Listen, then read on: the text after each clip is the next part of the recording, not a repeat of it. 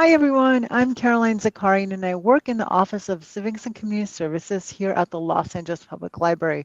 Welcome to Financial Planning Month.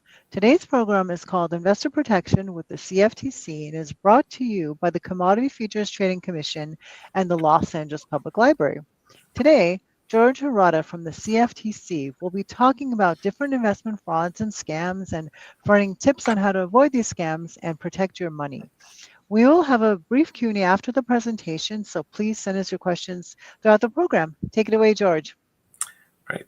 Thank you so much for inviting us to speak. Let me go ahead and pull up my slides. It'll take 1 second to add that, and then we will begin.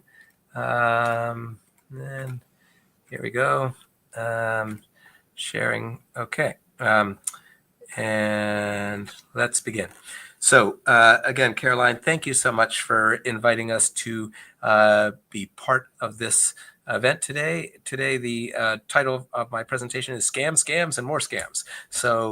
But first, I thought I'd introduce myself. I'm George Harada. I'm the acting director of the Office of Customer Education and Outreach. I've been at CFTC for, and now actually September 30th is 23 years. So I've been at CFTC for 23 years. But the last 10 years, I've really focused on crypto and AI. I was the head of CFTC's think tank on innovation for the last 3 years. So this is an area that I hold near and dear to my heart. And I'm passionate about a number of things, but I wanted to share that I'm passionate about scam education. That's why we're here today. I'm passionate about crypto, which is a part of you'll see today as we talk about the scams, how crypto can sometimes be utilized by the scammers, and artificial intelligence. So I enjoy research, I enjoy education, speaking, and if you can see the map behind me, but you may not be able to, enjoy travel. So I'm not a lawyer, but I'm more of a technologist, and I'm hoping that today I can help to get across some of the points and make it easy for people in the audience to understand how to avoid scams. So I have to start with my standard disclaimer here at CFTC. This presentation is for general information and educational purposes. I'm going to simplify by not reading all of it and just simply say, these are my opinions. These are not necessarily the opinions of the CFTC or the chairman or the commissioners. And if I mention any products or services or others, which I probably will do, that is not in any way considered to be CFTC constituting implying endorsement, recommendation, favoring the CFTC or U.S. government. I'm just using them for example, so that you'll be familiar with some of the firms that I'm talking about, and that way it will help make it more real. So that's the disclaimer. Get that out of the way. So you may say to yourself, CFTC, Commodity Futures Trading Commission, never heard of you. And that's common in most of the times that I go to a barbecue or I go to any sort of cocktail party. People are, they don't never heard of the CFTC. Now, for those of you that are older, some of you may have seen the film Trading Places with Eddie Murphy. And so in there, they talked about the frozen concentrated orange juice futures, and that is probably the film that most specifically talks about the CFTC and what we do. But also, if you are a fan of South Park, in the last week or two, South Park actually had CFTC in the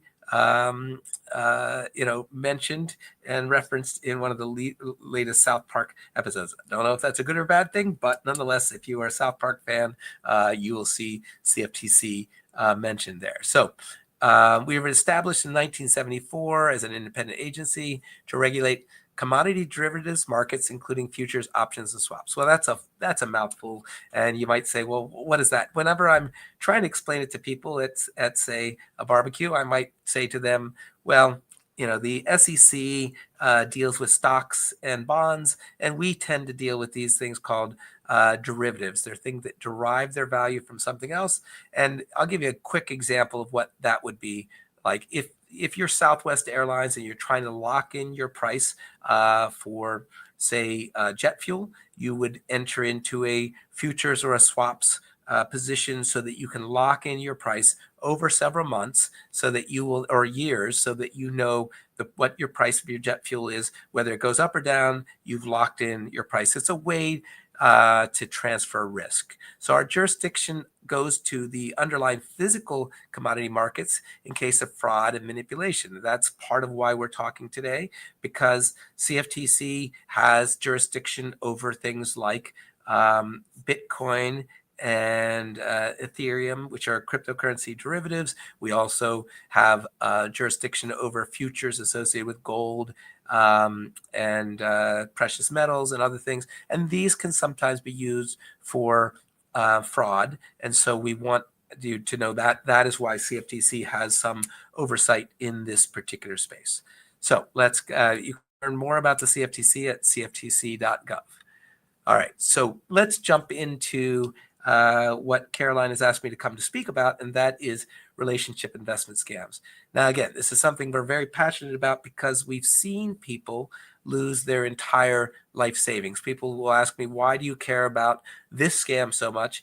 And most other scams, people just lose $5,000, $10,000. But with relationship investment scams, it's also known by the bad guys as pig butchering.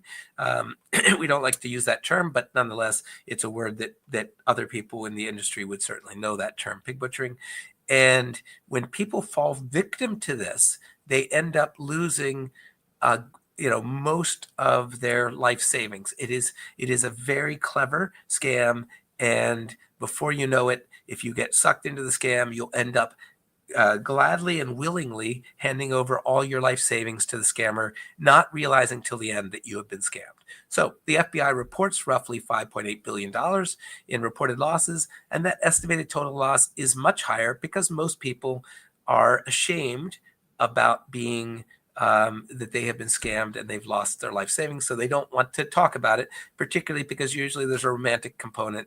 And so it's embarrassing to say, I met a woman online, I fell in love with her, I ended up investing my money with her, I ended up losing all my money, and I lost my relationship. And people are embarrassed and they don't want somebody to make fun of them for having done it. How could you be so stupid? Well, the reality is there are a lot of these things. One of the statistics we've seen recently is that 30% of the people that fall victim to these scams oftentimes have master's degrees or PhDs. So these are not stupid people.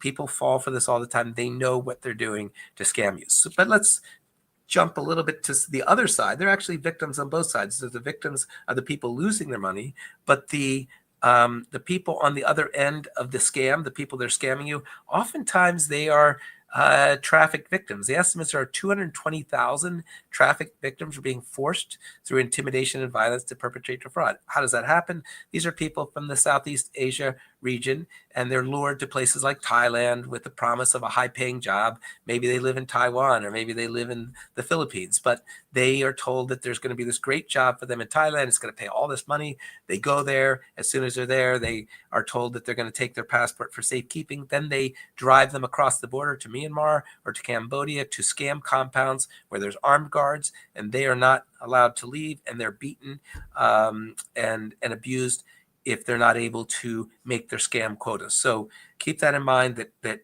the scam victims in the U.S. are losing their life savings, and the scammers themselves have lost their liberty. Many of them, again, are being forced against their will to scam. So it's really sad on both sides. But let's take a look at that scam and see how this thing works. Well, I wish we were all in the room together, because if we were, I would have you raise your hand if you have been ever received a text message from somebody that you don't know. Here's some examples. Hey, Chris, did you end up getting the promotion at work? Or, hey, David, it was great meeting you today. Looking forward to connecting soon. Or one that I got recently, long time no see. You see those text messages and you think, well, I'm not David. I'm not Chris. I don't know who this person is, long time no see. So you are tempted, because you're a nice person, and you say, let me just respond back and say, hey, thanks for asking about the promotion, but I'm not Chris. You may want to check your messages and get back there. Or we're going step 2 about where they take that, but it could be that you meet somebody through social media, that they reach out to you through LinkedIn or through Facebook or Instagram, and they reach out and start a conversation that way. Or it's a dating app or other apps that have profiles and chat. Well, what happens next? The light chat. The light chat is where they start this personal connection, and you write back, Hi, I'm not Chris. Oh, what a nice person you are. Thanks for writing back to me. Where do you live? Oh, I live in Washington, D.C. Where do you live? I live in Chicago. Oh, great. And then you start texting back and forth, and it's building a personal connection, a level of trust, no matter how small. So they're just little things. If you say that you're divorced, they might be divorced. If you say you have kids, they say they have kids. So they are trying to build rapport with you with this light chat. Next comes a third step, which is they say, hey, you know what? Let's take this conversation from Match.com or from LinkedIn or whatever, and let's talk on WhatsApp or Telegram. So now you've traded your contact, you're continuing this chat, and you're deepening this trust. But you're also removing oversight, because if you are on Match.com or some other thing, there is some oversight there. But if you're WhatsApp or Telegram, those are encrypted end to end. So even WhatsApp or Telegram can't see what you're writing back and forth. It's completely hidden to them. It's hidden to everyone, to authorities. So there is no oversight once you start chatting on WhatsApp or Telegram. Next, you'll start to see pictures. I'm going to run through an example of, say, an attractive young woman is texting me, and I'm looking at, the text back and forth, and she might send me some pictures of herself getting onto a private jet or getting into a limo or going on a yacht. And I think, wow, that's pretty impressive. How is it you have, how have you live this lifestyle? And she might say, well, my uncle knows a lot about crypto trading, and he's really helped me, and I've made investments, and because I've done so well with these investments, I'm able to afford this lifestyle. And you might say, because a lot of times with this relationship investment scam, otherwise known as pig butchering, they were really waiting for you to ask the question about how did they do it. And then you might ask the question, well, would your uncle help me? And they'll say, sure, of course my uncle will help you. And so now you're building your life together. You might even say, hey, she might even say, you know what,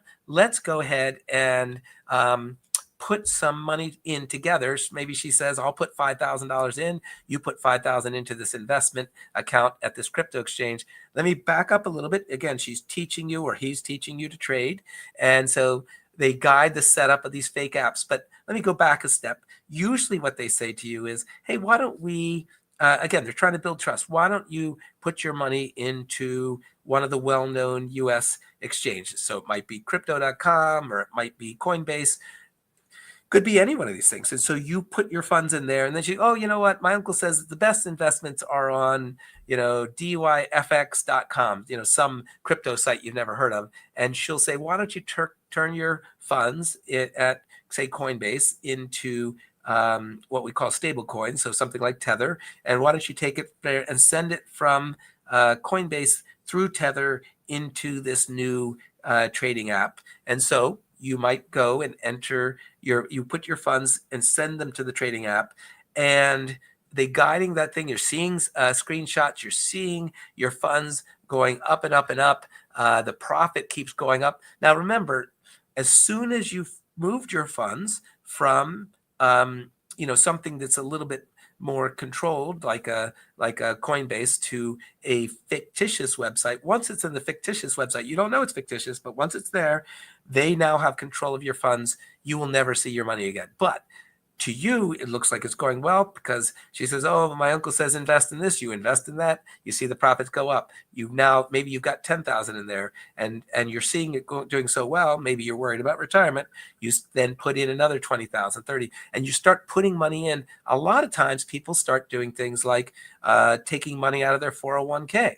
They start taking money, getting a second mortgage on their house, because they're seeing their money doubling, tripling, quadrupling, and they're like, this is too good to be true. I've got this, a new girlfriend on the internet, and I have making all this profit. Boy, this is my lucky day. And so step 7 is repeat until drained. So they continue extracting funds. They'll continue seeing, as the things are going well, you are tempted to continue adding money. In fact, this one story I tell is, there's a guy from the Heartland Bank in Kansas. He was on the American Bankers Association for Kansas, their board of directors. He got caught up in this sort of thing. He ended up transferring $40 million from the bank. He bankrupted the bank because he took money that didn't belong to him and put it in there because he thought he was making so much money. He's probably seeing the value of it go to 100 million, 150 million, 200 million. He thinks, I'm going to be so rich that, this is great. I'm foolish not to take advantage of this. But when he went to take the money out, they said, oh, you have to pay taxes. You have to pay. In fact, they asked for $13 million for the taxes. Well, he had already sent all the $40 million out of the bank, and he didn't have 13 million. He went to a friend of his, and he said, a rich friend, and said, ask him for a $13 million loan. And of course, that man was skeptical and refused to give him the loan. And then the bank examiners noticed that there was no money in the bank, and he ended up getting arrested, and I believe he was sentenced to, I'm not exactly sure, but it's something over 20 years in prison. So not only did he lose his life savings, he also lost his job. But here again, if this happens to you, they're going to ask you for taxes to cash it out or fees. But every time you pay those things, they're just going to ask for more. You will never, ever see your money. So then the scammer disappears. So that is the anatomy of scam. The person disappears once they've taken everything you have. So victims often end up investing all their savings, emptying out their retirement account, borrowing money, even taking out second mortgages. And the victims, not surprisingly, are left destitute, and they're really left ashamed. There are many, many cases where, older people like myself, maybe in their 60s or 70s, end up getting involved in this, and they're embarrassed to tell their children that they've lost everything. And, some even, well, let's just say it can be very depressing. I think you understand what I'm saying. So how can you protect yourself? One thing is to kind of keep your dating or your conversations on these apps, like the dating sites or the social media platforms. Don't go ahead and flip to something else. In other words, to WhatsApp or another platform. Do a reverse image search of the picture of the new internet friend. So you might see this picture of somebody online and that she's sending you, and you can do a reverse image search. I don't know if any of you have seen the 3-part series on Hulu entitled Hey Beautiful, Anatomy of a Romance Scam. And the series focused on 3 women. One was a waitress from Canada, another one was a business owner from Germany, and the last was a woman from Connecticut. And they had been, and she had been married for 41 years, and they all fell in love with the same person online, the same set of pictures of the person online, and in total they lost close to $2 million. And they could have avoided it if they did a reverse image search. In other words, if they took that image, threw it into Google and say, show me who this person is, and they would have seen that lots and lots of people say they had been scammed by those pictures.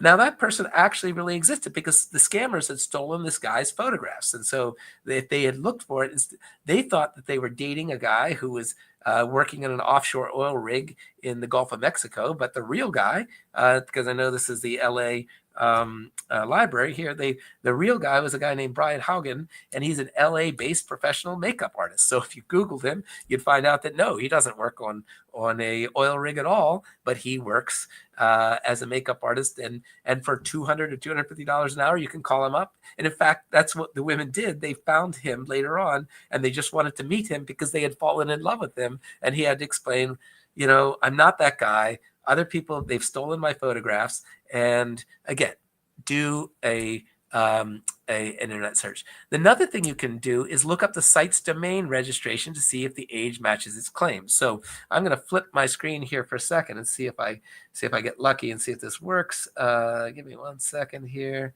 Let's see here.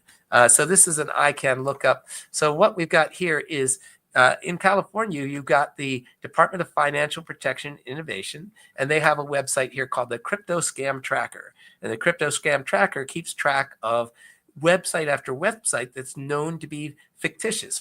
Here's pig butchering scams, here's another pig butchering scam. These are websites there, but you can actually enter this website. I've just took this one here, the binoxdex.com. I put it in the ICANN lookup. I said, look it up. And so when I look it up here, I can see right away that this was created in May of 2025.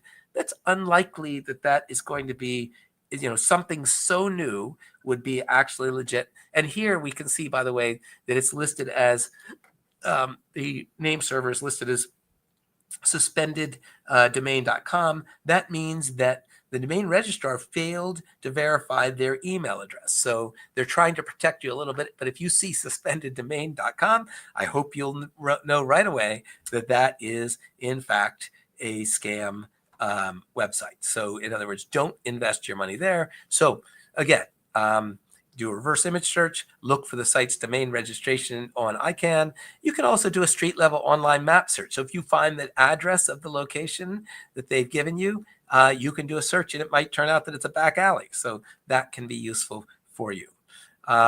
So that is, I want to stop right there. I'm going to pause for a second and say, that's the relationship investment scam. Think of it as like one very major scam that can happen. But there can be follow-on scams, and another scam is the recovery fraud, and that's where somebody contacts you and says, "Hey, I hear you've been the victim of a fraud. By the way, the fraudsters will sell your name and address and phone number to other people. So now the recovery fraud people come to you and say, I know a lot about crypto. I can get your funds back. I once was giving a speech at the Hope Global Forum, and there was a guy there that had been scammed 10 times in a row. And he came to me, he says, I found this company that will help me get my money back. What do you think? I'm like, that's a scam. That's the 11th time you'll be scammed. Do not give them money. And so I tried to explain to them how they carefully worded it to make it look like they might be able to get the money back. But the reality is they would not be able to. I told them, save your money. Don't do it. It's very few firms that are successful. There are some, but for the most part, you will highest likelihood you will be giving them money and you'll never see your money again. Another scam associated with this is a money mule. So the money mules is the scammers need a place to kind of clean their funds. And so they need somebody who will create a clean bank account or a crypto wallet. So they say to you, maybe it's a college student, maybe it's somebody who's coming in overseas and needs to make some money, or oftentimes it can be a scam victim themselves. Oh, you've lost all your money. I can find a way to help you get some of your money back. Why don't you open up a checking account and we'll have some money flow into that checking account. You can take a percentage of it and then let it flow out. We call those money mules. That's just part of money laundering, and you can go to jail for it. So I would say it's not a crime. The sad part is the people that will manipulate you into being a money mule, they will get away. But because you signed up for that account, you will be the one that will end up in the crosshairs of the government for being a money launderer. So one of the other things just to be aware of that's happening nowadays, I've mentioned to you before that I'm into AI, and we might even refer to this as AI washing, but the idea is that some companies out there are starting to advertise that they are using models in the commodities space to pick commodities, like when to buy gold or when to buy silver, and they guarantee high profits and promise quick and substantial profits, little to no risk, and it's automated success. And it suggests that a particular AI tool or service will ensure automatic success in trading. Again, you have to be a little cynical and say, if they're able to make so much money, why are they going to share their secrets with you? Wouldn't they be better off keeping their secrets to themselves and making the money? And I think the answer is yes, they would be better off that way. If they are somehow telling you that you can invest with them to make tons and tons of guaranteed returns, you should question it. You should be have some doubt. Another thing that happens is Ponzi schemes. I'm sure you've heard of Bernie Madoff, and these are types of financial frauds where the returns, where they say, oh, come and you can earn this kind of return. You put your funds in there. Oftentimes they just spend the money on maybe supporting their lavish lifestyle or what have you, but they are basically, when somebody says and they create fictitious monthly reports and you think you're doing really well, but when you go to withdraw your funds, they are using money from the newer investors rather than the profits to pay you back. And by the way, legally speaking, when when a Ponzi scheme comes to light, even if you've gotten your money out of it, there's a thing where the government can come and take some of that money back because it's ill-gotten gains. So you might have thought, oh, I got lucky and I got my 50,000 out of that, but the government may come back and say, yeah, that was ill-gotten gains,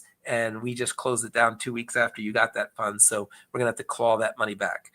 Usually there's some opacity regarding how the funds are managed, so they use a lot of mumbo jumbo, but they're not being very clear how they return these, have these high returns. And usually there's a sense of urgency, the fear of missing out or using high pressure tactics to invest. So that is another thing to be aware of is Ponzi schemes. Another example here is precious metal frauds. So again, here at CFTC, we regulate derivatives associated with things like gold and silver. And these are targeting people that are fiscally conservative or retired individuals. Oh, you don't want to lose your money. This is a hedge against inflation, that sort of thing. But there can be people that create these, they entice you into these investments with the idea that you're going to make the funds. But oftentimes you're buying the gold at double the real price. There is certainly completely valid precious metal investing, but these are meant to they're like Ponzi schemes in the sense that they're trying to take advantage of you and steal your money. So again, look to see if the metal dealers or whoever you're dealing with are registered and are legitimate.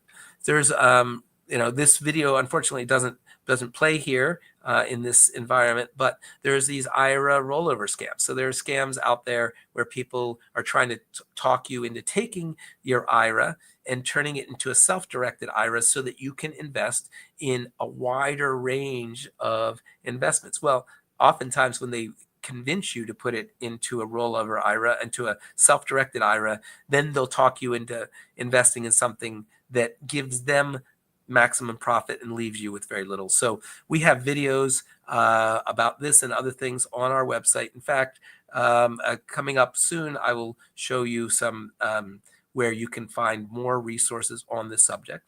And another thing to be aware of is government imposter frauds. So federal employees will call you up, or people claiming to be federal employees call you up and say that your bank account has been compromised.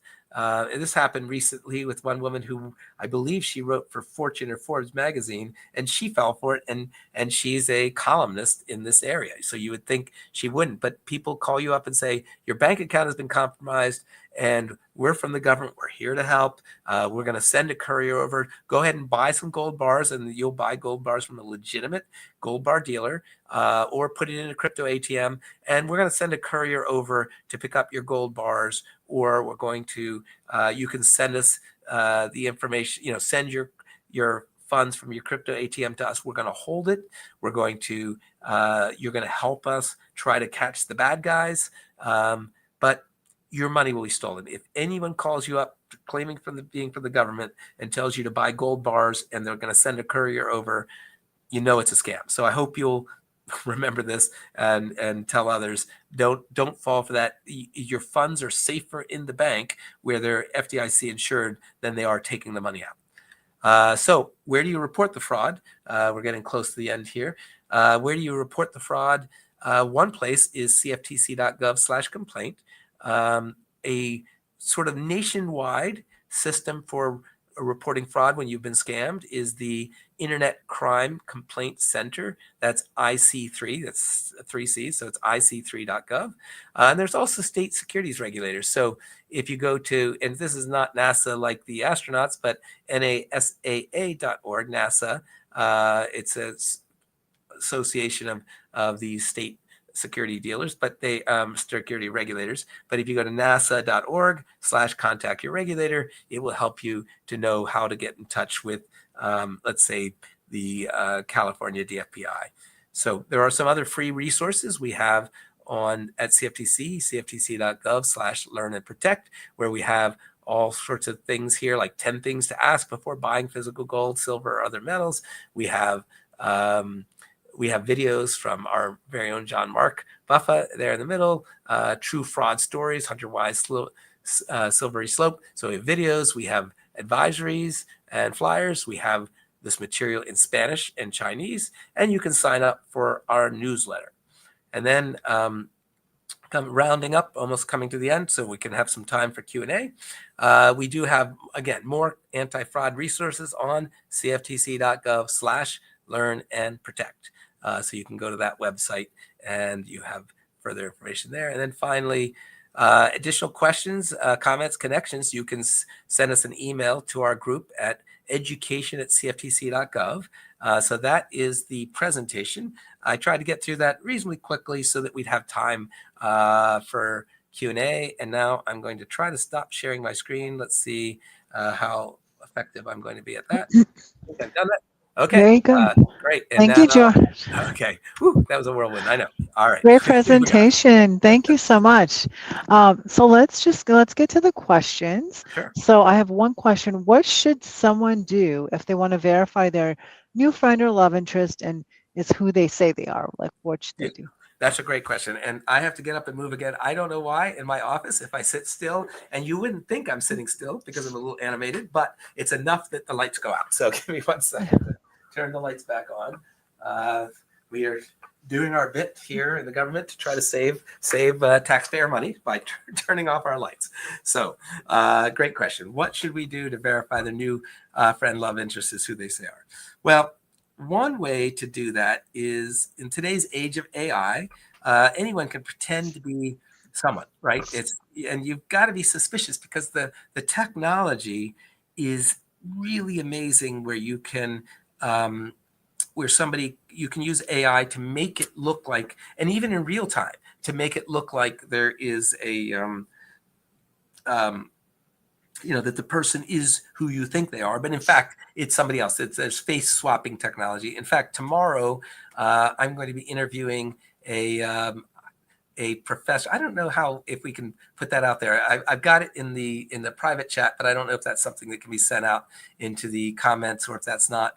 I don't know if you see it there, but that nfa.futures.org. Tomorrow, I'll be interviewing Dr. Arda Akatura, and he is a professor in AI in Hong Kong University. So I'll be talking to him, and he's going to be showing us some of that face swapping technology. It's amazing when you see it. When first you think you're looking at a young, very attractive young woman, and then they start to fade out. They show that it's actually just some old bald guy that is able to do a face swap and a voice swap and make it sound like he is somebody that he isn't. So look for things like distorted images of hands, because that's something that not the best hand. I'm not a hand model, but that is but with the hands, oftentimes maybe they might get the wrong number of fingers. Look for strange word choices.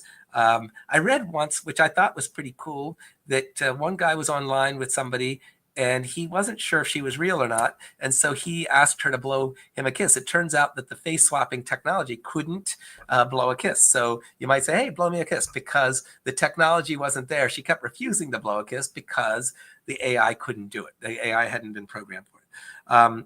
The other way to do it is looking for that person in an analog manner. In other words, find out a way to find them. If they say that they, let's say, work for the CFTC, you could call the CFTC front desk and say, I'd like to talk to George Rada. And then by finding another way to reach them, that's a really good way to verify, because criminals are always pretending to be an actual person. If you contact that person, let's say somebody contacts me and says, hey, I've been talking to you about this, about my banking account, and I will know right away, oh, thanks for putting there, that I will know that I'll say, no, I've not been talking to you. And then they'll know it's a scam and they'll be safe. So try to contact somebody in the real world, again, by calling a front desk or something. And again, we talked about the reverse image searching, which I mentioned in that Hulu program, that if the women had done a reverse image search, it's not perfect because people are using AI to generate individuals, but that resource that Caroline has put on the screen, that is the one tomorrow. And like I said, Dr. Arda Akatura, I'm going to mispronounce his name a little bit, but he is fantastic. He's one of the world's experts on how AI is being used in scams to trap people. So if you get a chance to sign up for that, I would highly recommend it. So thank you for that question. Okay. Thank you so much. Next question. What would you tell a victim of a scam to do once they've realized they've been scammed? What's the next step? Ooh, that's a tough one. I'm going to slow down here for a little bit and just say that it can be so depressing, right? When you have been scammed. I mean, imagine that, and I've read story after story where this happens, where somebody has come to this country as an immigrant. They've saved up all their money. They meet somebody online. They're trying to pay for their kids' college, or they're trying to pay for their kids' wedding that's coming up. And then they get excited. Oh, I'm not able to just be able to buy a wedding, get a wedding for this for my son. I'm going to be able to buy him a house. So you get very excited about what you're able to do because you came to this country, you've worked hard, um, and you can feel so stupid. Again, don't criticize yourself. I mean, they are so sophisticated. They know how to take advantage of our hope, whether it's a hope for love, hope for meaning, hope for friendship, hope for your worries about retirement. I'm an old guy, so I worry about retirement. They take those worries and they use them to manipulate you. And as I said before, 30% of the people that have fallen victim to this, from what we've read, one study showed that they have masters or PhDs. You're not stupid. If this happens to you, it's a common, it does happen. I mean, you want to act fast. You want to try to find a way um, to put an end to it. I will also mention, Caroline, that one thing that's unique about these is if you follow the story, you'll see that it actually takes about maybe 10 times before you lose all your money. Like the first time will be $5,000, and then maybe 10, maybe it's 220,000. If you have enough money, maybe it's 200,000. I mean, some people, like the guy in Kansas, lost $40 million, right? So it took him a while he didn't just send $40 million to begin with. So hopefully,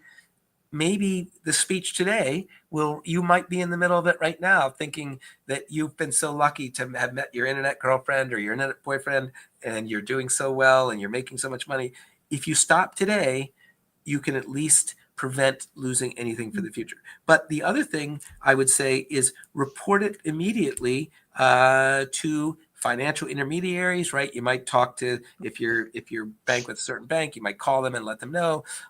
You might contact the social media provider. Say, look, I got scammed by somebody that I met online through your thing. You should be aware of it. Report it to the police. The police can help you go through it. The FBI with that IC3, ic3.gov, that website is one where they use to track these scams, and so that can help.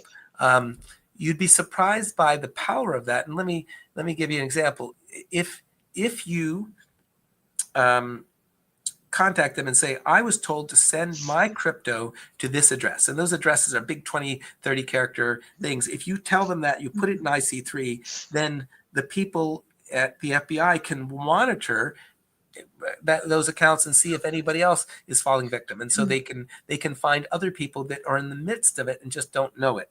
And so again, you can report it to CFTC.gov, and again, don't what I would say is, if it's I hope this helps you to be aware of what's happening.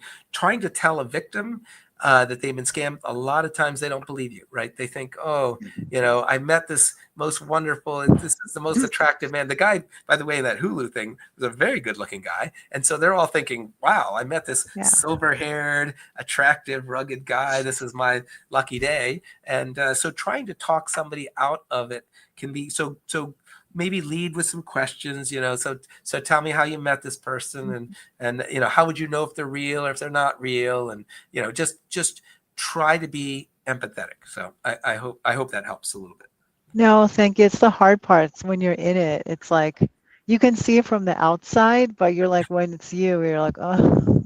No, I mean, Okay. we've seen, sorry, before you get to that, I'll Yeah, say of course. we've seen body cam videos of people going to crypto ATMs and putting money in. Oftentimes it can be, say, maybe an elderly person, who is putting that, and the police officer will walk up to them and they have their body cam on and said, can you, hey, somebody from this convenience store asked me to come by. I just wanted to talk to you. I see that looks like you have about $20,000. Can you tell me why you're putting it in this crypto ATM? And the person will explain why they believe, that their computer has been hacked, or they're trying to send money to somebody who has, I don't know, that needs an operation in Bulgaria, whatever it is. There's some story, and I've seen the videos where the person cannot be talked out of it. They are convinced, even though the police officer is right there and trying to show them that this is a common scam, they still so believe it that even a police officer standing there gently, not, just kindly trying to say, look, this is how these scams work, trying to explain it to them, but they're so frantic, they're so worried. We call it hijacking the amygdala, so the part of your brain's flight and fright, and it just gets you so worked up that you're just so worried about that your granddaughter's been kidnapped, or whatever the story is, that no one can talk you out of it. So do it gently, and hopefully you can keep somebody from losing their life savings. All right, Yeah. sorry. On to the Great next. advice. Now, another question: why should we talk about scams with our friends and families? Great. That's a great question. So knowledge is power. We sort of think of this as like inoculating yourself, right? I mean, you've heard of the Nigerian prince scam, right? So if you get an email from somebody claiming to be a Nigerian prince, what do? You immediately go, oh, that's a scam, No. right? You're like, better. And so in the same way, when I get a text from somebody I don't know, I am immediately suspicious. In fact, I got a scam today, and it was from somebody that wasn't in my address book, and they asked, and it was a very personal question. Without going into details, I went to a funeral last week of a close friend, and the person said, "Hey, how was the funeral? How are you feeling?" And I thought, wow, this is one sophisticated scam. They found out that I went. It turned out it was a friend of mine. I'm like, "Hi, I'm sorry, I'm not sure who this is. I don't have you in my address book. Can you tell me who you are?" They're like, "Oh, it's," and then they told me their name. I'm like, "Aha, that's why." It's a friend of mine that I just never had in my address book, and so I immediately knew. But they are that sophisticated that they could trick you. So the point is, knowledge is power. Maybe a little too cynical than I might be, but nonetheless, knowledge is power. So if you know about the scams and how they work, you'll be less. In other words, if you get a text from somebody you don't know, except in that last one, which I did respond to, but all of the time I just report it and delete it. But you can protect yourself. And we also, when we talk to our friends and family, we really want to make sure that we take the shame out of the scam, to understand, again, to make them know that it's no, you shouldn't feel ashamed if you fell for it. These people are good at what they do. And again, try to be compassionate. Look, I know this is a sensitive subject, but people who have fallen victim to this sometimes choose not to continue living, and when that's your father or your mother, that's a horrible thing. So you want to try to explain to them that there's no shame. We'll work through this. We'll try to work our way through it, but the embarrassment can be quite strong. And in fact, that is really one of the reasons why the Department of Justice estimates that only 15% of the people that have been scammed have reported being scammed, because there's so much, embarrassment to it. I know people personally in my life that have been scammed, and they tell very few people. They might tell one or two people, but they're embarrassed because they feel, how could I be so stupid? The answer is because everyone is capable of it. I know there are people that don't believe it, but I'm telling you, they're so good. They are so good. So the key here really is do your part. Anybody listening, to do your part and tell other people about these scams so that they're aware of it. To tell them, look, if you get a text message from somebody you don't know, just ignore it. Just delete it, because if you engage with that person, you could end up losing your life savings. They are that good at it. So I hope that helps. Again, tell your friends and family so that they will not fall victim to it. So they'll recognize it, like the Nigerian prince scam. They'll recognize it and say, "Oh yeah, this is that pig butchering thing." Okay, fine, and they just ignore it. It's like, really? I mean, my joke is always, if a young, attractive woman contacts me, I know it's a scam. and especially one that's rich. Like it's Yeah, absolutely a scam. I know yeah. that just like the Nigerian prince scam, I know it's not real, but they do a really good job of taking advantage of people's hope and our dreams. We all are human. We all want love. We all want friendship, and we all have some concerns about money. And we've seen people, right? There are some people that have made a lot of money in crypto, and we think, wow, they did well. And so it's legit. There are people that have, and so we think this may be the way to get out of the hole that we are in. I'm going to do a quick side note, Caroline. We talked to some people from, say, South Africa, and even in South Africa, this happens where people are poor, but they may have saved up $1,000 in their life, and they have one of these people contact them, and they think, oh, finally, my ship has come in. I'm going to take my $1,000. I'm going to be rich like the other people that I see driving their, BMWs and their Range Rovers, and they lose what has taken them their entire life to save up $1,000, and then it's gone, and it's crushing. So we need to let people know so they won't be scammed, so they won't lose what they've worked so hard to get. So That's very important. I know you have to tell, like, knowledge is power. You have to tell everyone because, like, it's going around. I always, when I get a net, like, on my phone, it's a mhm. what's this potential scam, I always have to search it, and Yeah, then it's like robocaller or whatever it is. Like I'm always weary of that. And then it's like, or like, hey, how are you? It's like the random text, like yeah, it's like, no, this is big picture. No, like, that's this is right. not going to go anywhere. Yeah, Right, and you think at yeah. first, hey, let me try to be nice to somebody, No, I'm not. and but it's really hard. Um, because those of us that are older are used to, not being so cynical and wanting that person to be able to contact the right person. I'm sorry, you've gotten contacted the wrong person. Let me tell you, and then before you know it, you've fallen. But I'm glad to hear, Caroline, that you are well prepared and will hopefully never fall prey. But sorry, I'm going to tell you a quick story.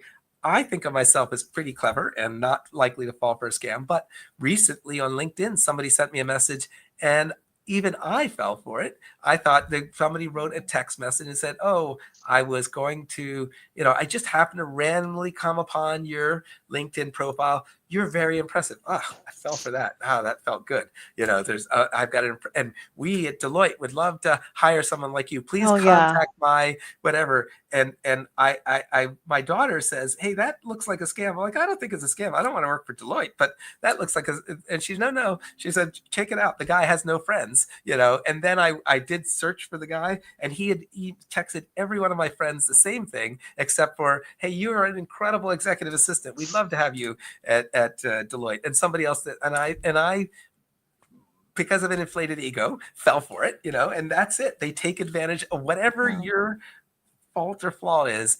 They will get you. And even I, who have been in this thing preaching, do not fall for these things. The only thing that kept me is I didn't want to work for Deloitte. So there you go. Had it been Yeah, someplace I want the to work work for, stuff. I might have fallen for it. So Yeah, even with the work stuff, it's like everywhere, like the text about or LinkedIn. Yeah, that makes sense. yeah. I'm sure I ignore those too because that's like I've gone to, yeah. So just yeah, you always have to be on top and be wary and everything.